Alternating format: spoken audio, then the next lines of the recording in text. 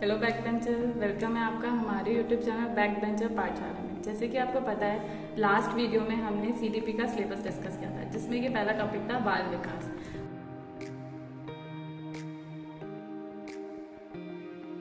तो बाल विकास एक बाल मनोविज्ञान की शाखा है, जिसमें कि हम बच्चे का गर्भ से किशोरावस्था तक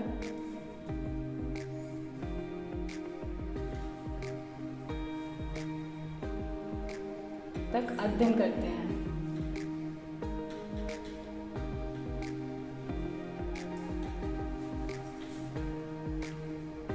बाल विकास में हम बच्चे का पूरा सर्वांगीण विकास, जैसे कि इसका शारीरिक विकास, मानसिक विकास किस तरीके से हो रहा है, ये पूरा अध्ययन करते हैं। जिसमें कि सबसे पहले बर्क ने डिस्क्राइब किया था इसको, जिसमें बच्चे का जन्म से परिपक्व अवस्था तक होने वाले सभी प्रकार के परिवर्तनों का अध्ययन किया जाता है।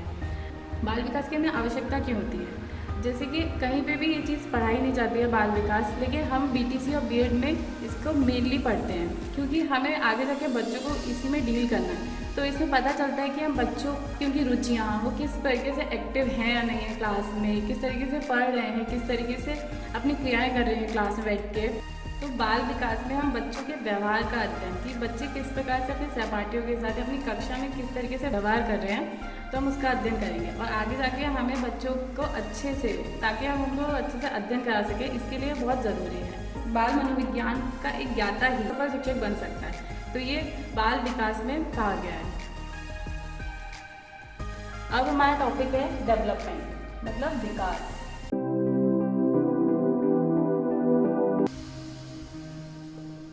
जैसे कि आपको पता है कि डेवलपमेंट गर्भ से लेके मृत्यु तक का पूरा ही होता है।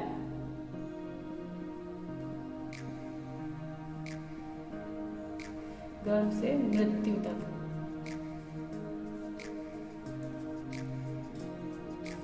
जिसमें कि विकास 3 तरीके से होगा। सबसे पहले प्रोग्रेसिव, मतलब प्रगतिशील।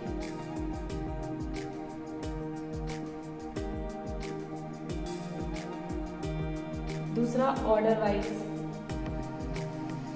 मतलब क्रम में। और तीसरा और लास्ट कि वो जीवन पर्यंत, मतलब लाइफ लॉन्ग।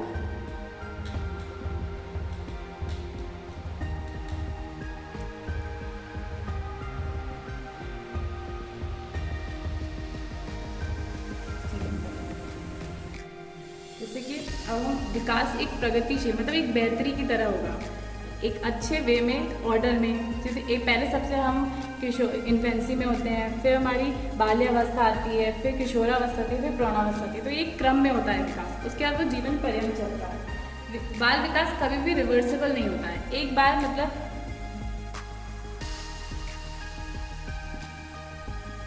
रिवर्सिबल नहीं होता है।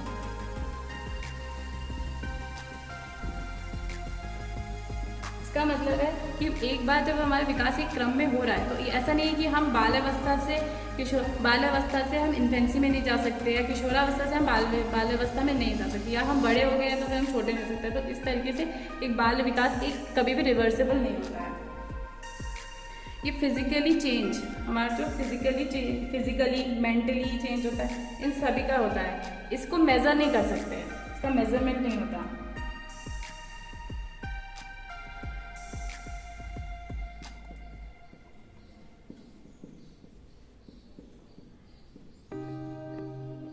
कभी भी हम अपनी समझ को नाप नहीं सकते, तो इसी तरीके से हम इसका मेजरमेंट नहीं कर सकते। और ये हमारा एक क्वालिटी में होता है, क्वालिटी वाइज, मतलब गुणात्मक होता है।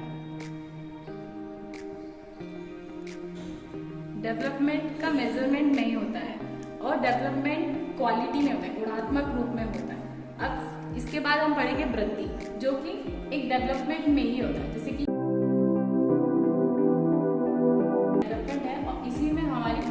ग्रोथ होती है, मतलब डेवलपमेंट में ही वृद्धि का एक संकुचित पार्ट होता है। अब हमारा टॉपिक है ग्रोथ, मतलब वृद्धि।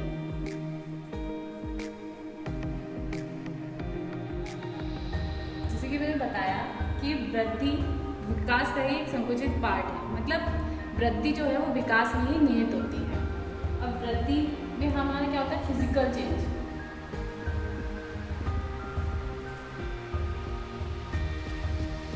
जैसे हमारी लंबाई, चौड़ाई, भार आदि, इसको हम मेजरमेंट कर सकते हैं।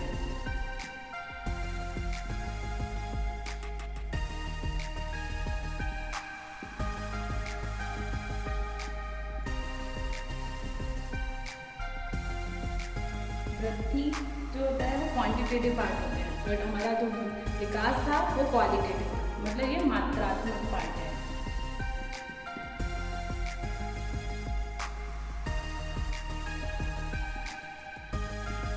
इसका मतलब है कि हम वृद्धि में मतलब हम अपनी लंबाई को माप सकते हैं, चौड़ाई को माप सकते हैं, भार को माप सकते हैं। तो इसका मतलब वो कि हमारी वृद्धि जो है वो मात्रात्मक पार्ट होता है हमारा। तो अब हम आगे बढ़ेंगे वृद्धि विकास को प्रभावित करने वाले कारक, जिसमें कि दो मेन है। सबसे पहला वातावरण।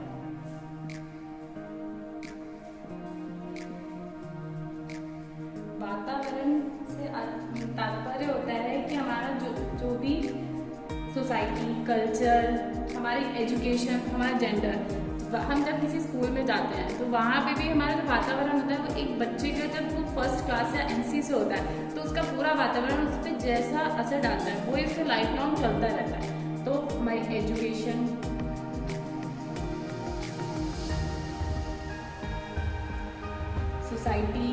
सोसाइटी का बहुत बड़ा रोल होता है। सोसाइटी, हम जिस सोसाइटी में रहते हैं, जैसे सोसाइटी में एक बच्चा जहाँ से रह के बड़ा होता है उस चीज़ का पूरा असर पड़ता है। फिर हमारा कल्चर, हम जिस भी कल्चर से होते हैं, वातावरण हमारा बाह्य कारक है जो कि हमें सबसे ज़्यादा प्रभावित करता है। ये एक तरीके से परिवर्तनशील भी होता है। जैसे जैसे हम हमारी एजुकेशन बेसिक कहीं से है या फिर हम जैसे जैसे टाइम से हम चेंज करके एक स्थान से दूसरे स्थान पे जाते हैं, लाइक जैसे किसी का ट्रांसफ़र हो गया, तो ये एक तरीके से परिवर्तनशील भी होती है।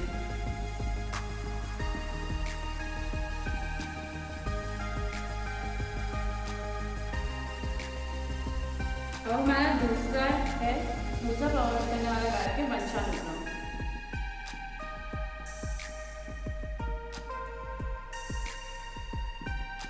मतलब इसको हम नेचर या बायोलॉजिकल